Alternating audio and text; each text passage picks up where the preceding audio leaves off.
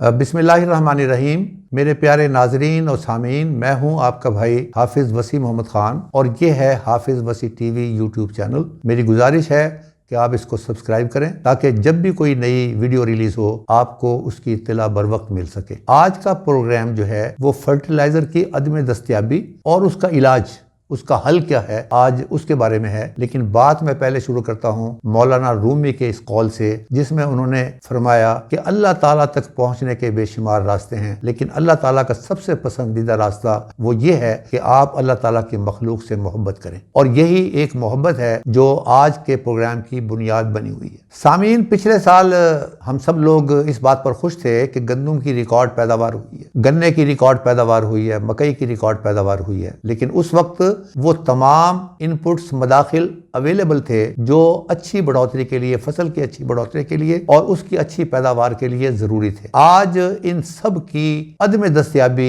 एक बहुत बड़ा मसला बनी हुई है। और वो खाद जिसके बारे में कहते हैं कि 2 गट्टू आपने डालने हैं, जिसका मतलब है 100 kg, वहां ये मशवरा दिया जा रहा है कि 20 एकड़ गंदम लगाने वाला 1 या 2 बोरियां ले जाए और छिटाकों के हिसाब से वो उस पर स्प्रेड कर दे और उससे उसका मसला हल हो जाएगा। जरा सुनिए इस वीडियो के अंदर, इस क्लिप के अंदर कि खाद की दस्तयाबी का क्या हाल है।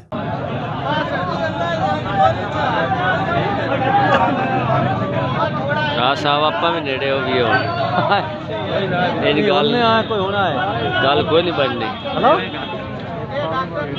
ये जी हालात है हमारे फुलजान मोहम्मद पर खाद का।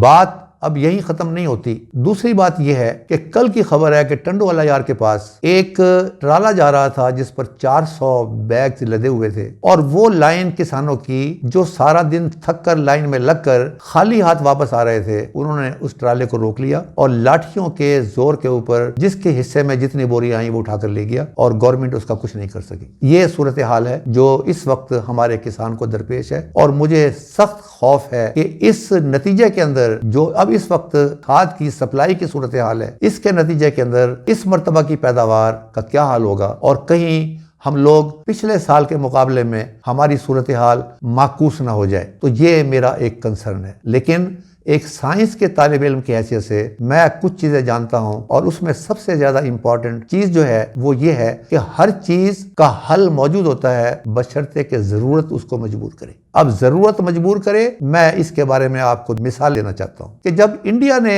एटमी धमाका किया तो 2 आदमी बड़े मशहूर थे, एक मदन मोहन और दूसरे लाल कृष्ण अडवाणी। और इन लोगों ने श्रीनगर जाकर ये ऐलान किया कि पाकिस्तान वालों अब खबरदार रहो, अब हम एटमी ताकत बन गए हैं, अब इस कश्मीर को भूल जाएं, अब उस कश्मीर की बात होगी। इसलिए कि हमें पता है कि आप लोग तो एक टूथपेस्ट नहीं बना सकते, वो भी जर्मनी से इंपोर्टेड माल होता है, खाम माल होता है जिसकी बुनियाद पर आप बनाते हैं। और जो मुल्क मिसवाक नहीं बना सकता या टूथब्रश नहीं बना सकता वो एटमी धमाका कैसे कर सकता है। और जब उसके नतीजे के अंदर एटमी धमाका पाकिस्तान ने किया तो सबसे ज्यादा पार्लियामेंट, इंडियन पार्लियामेंट में गालियां उन्हीं 2 आदमियों को पड़ रही थी कि इन लोगों ने पाकिस्तान को इंस्टिगेट किया। अब अगर आप इन चीजों को देखें, टंडोवाला यार का वाकया और ये जो वीडियो क्लिप आपको दिखाई है मैंने, अगर आप इसको नजर में लेके आए, इसका मतलब ये हुआ कि हम पाकिस्तानी किसानों को इसका तोड़ तलाश करना है कि हमारी मोहताजी जो खाद के प्रोसेसर्स हैं बनाने वाले और जो डीलर माफिया है जिसके बारे में गवर्नमेंट ये कह रही है कि ये सारा किया धरा खाद माफिया का है और हम इस मामले में बेबस हैं, तो हमें एक किसान कम्युनिटी के तौर पर यह सोचना चाहिए कि हम इसका हल कैसे तलाश कर सकते हैं कि हमें खाद की जरूरत ही बाकी न रहे। आज का प्रोग्राम मैं आपको अमली तौर पर यह दिखाना चाहता हूं कि कुछ जनूनी लोग हैं जो इस बारे में काम कर रहे हैं और ये जो आपको अब वीडियो में अमली तौर पर उसका मुजाहरा दिखाया जाएगा, उसके नतीजे के अंदर फी एकड़ अगर वो 20 बोरियां इस कंपोस्ट की इस्तेमाल करें तो ये बराबर है 2 बोरी नाइट्रोजन यूरिया के, 2 बोरी डीएपी के और 1 बोरी पोटाश के। जरा मुलाजा फरमाइए। रहमान रहीम जी, मैं इस वक्त इफ्तिखार अब्बास जटियाना साहब जो कि 3 बार हमारे जंग के बार के सदर भी रह चुके हैं और प्रोग्रेसिव ग्रोअर हैं, उनके फार्म पे मौजूद हूँ तो इन्होंने ये बायो फर्टिलाइज़र तैयार की है। इस बायो फर्टिलाइज़र में इन्होंने सबसे पहले 9 टन जो है वो पोल्ट्री वेस्ट लिया है, उसकी नीचे तह बिछाई है। उसके बाद उस पर 1 टन इन्होंने रॉक फास्फेट जो है वो डाली है, और उसके ऊपर इन्होंने 8 टन जो है वो फार्म यार्ड मैन्योर गोबर वाली खाद डाल के, तो इसके बाद उन्होंने 1 दिन के लिए पहले शीरा जो है 1 मन ले के उस शीरे में उन्होंने 20 किलो खल डाली थी और 1.5 किलो जो है फास्फोरस सॉल्युबलाइजिंग बैक्टीरिया डाले थे। उनका कल्चर तैयार करके ये सारी तय बनाने के बाद इस पे उन्होंने वो डाल ली है। यानी सबसे पहले 9 टन जो है वो poultry waste, 1 ton rock phosphate, और उसके ऊपर 8 टन जो है उसमें इन्होंने फार्म यार्ड मैन्योर डाला है, और उस पे तकरीबन 1 मन शीरा, 2.5 किलो फास्फोरस सॉल्युबलाइज़र, 20 किलो खल जो है वो उसका कल्चर तैयार करके वो लगाया। 10 दिन के लिए इसको बंद कर दिया। 10 दिन बाद इसको खोला, दोबारा से 1 मन शीरे में इन्होंने दोबारा 2.5 किलो फास्फोरस सॉल्युबलाइज़र डाल के उसका कल्चर तैयार किया। इसको 10 दिन बाद मिक्स किया। मिक्स करने के बाद फिर इस पे ऊपर उन्होंने तह बिछाई और इसको बंद कर दिए। आज 10 दिन के वक्फे से इन्होंने दोबारा खोला है। तकरीबन ये 1 माह इसको हुआ है। नॉर्मली इसके लिए चाहिए तो 2 से 3 माह थे, क्योंकि इनकी अमरूद की फसल जो है वो अभी तैयारी में है, तो अभी उसको अमरूद को फौरी तौर पे ज़रूरत है। तो इस सिलसिले में इन्होंने ये तैयार किया है। और इसके फ़ायदे क्या हैं कि पोल्ट्री जो वेस्ट है, अब पोल्ट्री वेस्ट का सबसे बड़ा सिलसिला ये है कि पोल्ट्री वेस्ट के अंदर सबसे पहले तो ये है कि फास्फोरस नाइट्रोजन जो है आम वेस्ट की वजह से की निस्बत ज़्यादा होती है। पोल्ट्री के लिए हड्डियों का चूरा इस्तेमाल किया जाता है। इसके अलावा पोल्ट्री के लिए जो वो फीड तैयार करते हैं उसमें भी नाइट्रोजन वाफर होती है। एक तो ये कि इसमें नाइट्रोजन और फास्फोरस वहाँ से मिलेगी। दूसरा जो रॉक फास्फेट है, अब जब पोल्ट्री वेस्ट की, फार्म यार्ड मैन्योर की एक तो बायोडेग्रेडेशन होगी, उस बायोडेग्रेडेशन के दौरान जो नामियाती तेज़ाब बनेंगे, बायो एसिड्स बनेंगे, उससे जो गैर तामल पजीर रॉक फास्फेट में फास्फोरस है, जो कैल्शियम का फास्फेट की सूरत में है, वो हल पजीर फास्फोरस प्लांट अवेलेबल फार्म में आ जाएगी।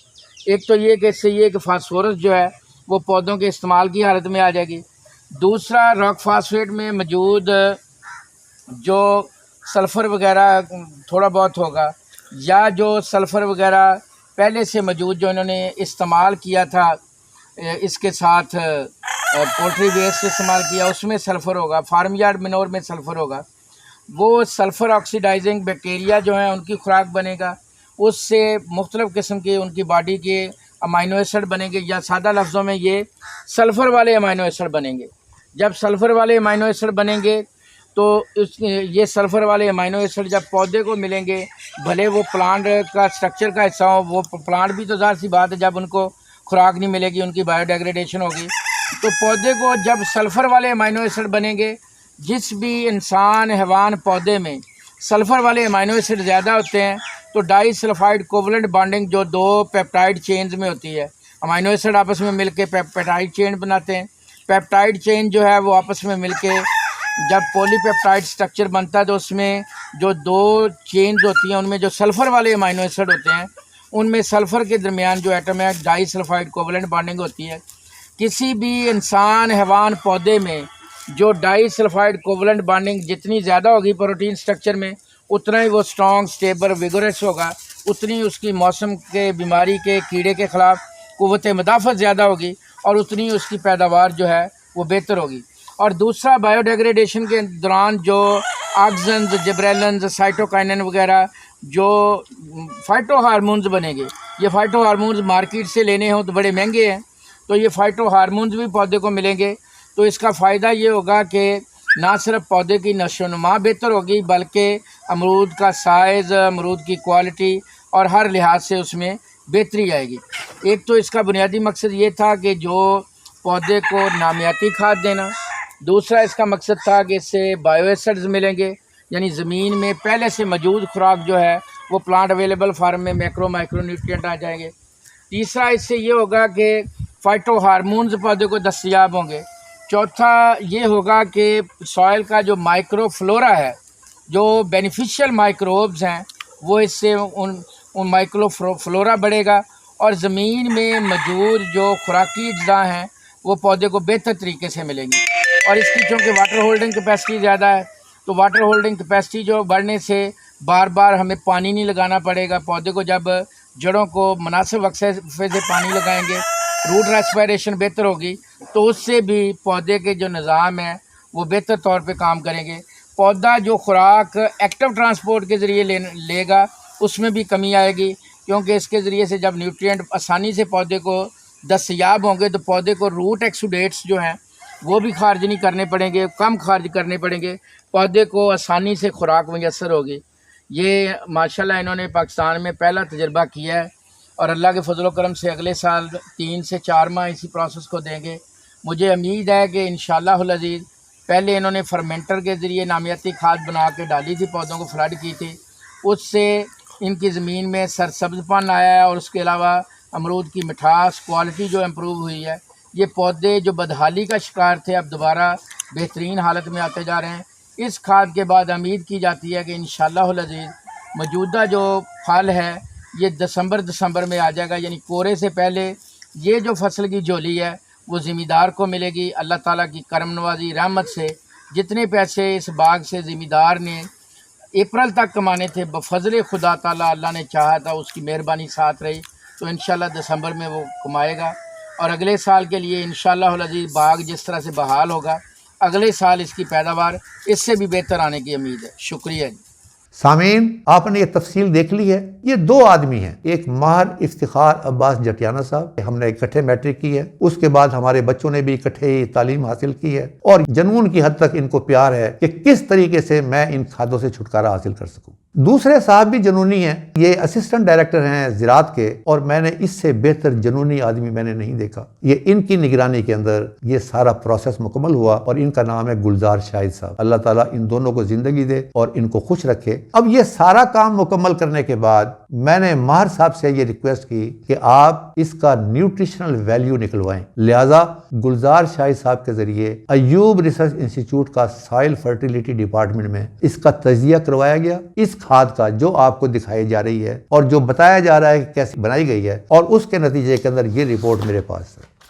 इस रिपोर्ट में बताया गया है कि अगर ये चीजें शामिल की जाएं और इसको इसी तरीके से फर्मेंट किया जाए और फिर खुश्क करके आप अपनी जमीन पर इस्तेमाल करें तो ये 2 बोरी यूरिया के बराबर होगी, 2 बोरी डीएपी के बराबर होगी और 1 बोरी पोटाश के बारे में होगी। और बेशुमार माइक्रो एलिमेंट्स जो हैं वो इसके अंदर हैं जो अननोन है, उसमें सल्फर सबसे बड़ा है। अब ये फार्मूला जो आपको दिखाया गया है ये हतमी फार्मूला नहीं है, ये कोशिश है एक उस तरफ जाने की कि वो जो जरूरत हमें पड़ी हुई है कि जब डीएपी की जरूरत हो तो डीएपी ना मिले, जब यूरिया की जरूरत हो तो यूरिया ना मिले, तो ये जरूरत इस बात की है, मजबूर कर रही है कि हम इन चीजों को अपने काम में लेकर आए। इस रिपोर्ट से ये साबित हुआ है कि अगर आप इन तमाम चीजों को इस्तेमाल करेंगे तो आपको ये 2 बोरी यूरिया की जरूरत नहीं रहेगी, ये इक्वल होगी, 2 बोरी डीएपी की इक्वल होगी और पोटाश की 1 बोरी की इक्वल होगी, और सल्फर और दूसरे माइक्रो एलिमेंट्स इसके अलावा होंगे। अब सवाल ये है कि हम बचपन से सुनते आए हैं आपने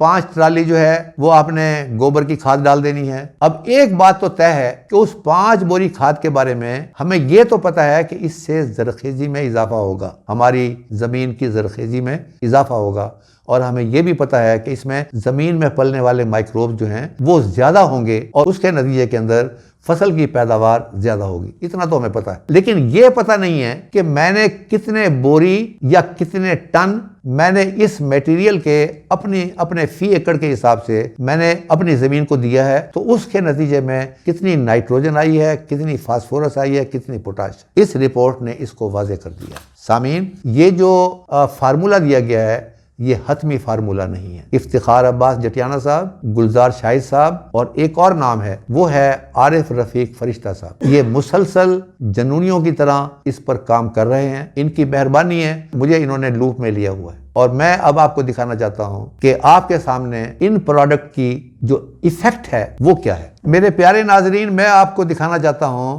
कि इस फार्मूले के तहत ये आरिफ रफीक फरिश्ता साहब ने लास्ट टाइम साइलेज के लिए हमसे मकई का बीज लिया था FH110। अब उनका ये कहना है और मुझे यकीन है कि ना इसमें यूरिया इस्तेमाल हुई, ना इसमें DAP इस्तेमाल हुई, ना इसमें पोटाश इस्तेमाल हुई। सिर्फ एक चीज हुई, उन्होंने इस हिसाब का ख्याल रखा कि मैंने अगर इतना मटेरियल डालना है तो उसके नतीजे के अंदर इनकी जरूरत पूरी होती है इस मैक्रो एलिमेंट्स की। अब आप इसका शक्ल देखें, इसका कलर देखें और इससे ये साबित होता है कि इसकी तमाम जरूरियात पूरी हुई हैं। अब आ जाते हैं इफ्तिखार अब्बास जटियाना साहब की तरफ। ये कल उनकी बड़ी मेहरबानी है, वो तशरीफ लाए मेरे घर रात को, और ये अमरूद जो इस फार्मूले के जरिए, वो दूसरी खाद नहीं डालते, ये खाद डालते हैं, इसके जरिए जो आए हैं वो ये सामने रखे हुए हैं। और उसके मुकाबले के अंदर मैंने जो बाजार से खरीदे हैं वो ये। अब इसमें यूरिया भी उसने डाला होगा, उसने DAP भी डाली होगी और उसने पोटाश भी डाली होगी। तो सामीन, मैं अपनी बात को आज यहां खत्म करता हूं कि ये एक चीज है, अगर आप ये करेंगे तो इंशाअल्लाह ताला अगले साल आपको किसी DAP की जरूरत नहीं पड़ेगी, किसी यूरिया की जरूरत नहीं पेश आएगी, किसी पोटाश की जरूरत नहीं पेश आएगी। आपकी जमीन जरखेज होगी और उसके नतीजे में आपकी पैदावार भी ज्यादा होगी। प्लस वो जो जलीलो ख्वारी जो आपने पहले वीडियो क्लिप में देखी है, उससे निजात मिलेगी। आपकी जमीनें जो हैं बेहतर पैदावार देंगी और उसके नतीजे में आप उसकी कास्ट का मुकाबला करें। इस वक्त सारे का सारा लड़ाई इस बात पर है कि जितने पैसे हम फसल की पैदावार में लगा रहे हैं, क्या नतीजतन हमें उससे ज्यादा पैसे मिल रहे हैं कि नहीं मिल रहे हैं। अब आप अंदाजा करें कि DAP की बोरी कहां पहुंची हुई है, यूरिया की बोरी कहां पहुंची है, पोटाश की बोरी कहां पहुंची। लेकिन उसके नतीजे के अंदर ये जो फार्मूला आपको दिखाया गया है, आप इसकी कास्ट को कैलकुलेट करें कि ये ऑलमोस्ट मुफ्त का हिसाब है। तो इंशाअल्लाह ताला अगले प्रोग्राम के अंदर ये 2 बोरी DAP के बराबर कैसे हो गई और 2 बोरी यूरिया के बगैर कैसे हो गई, ये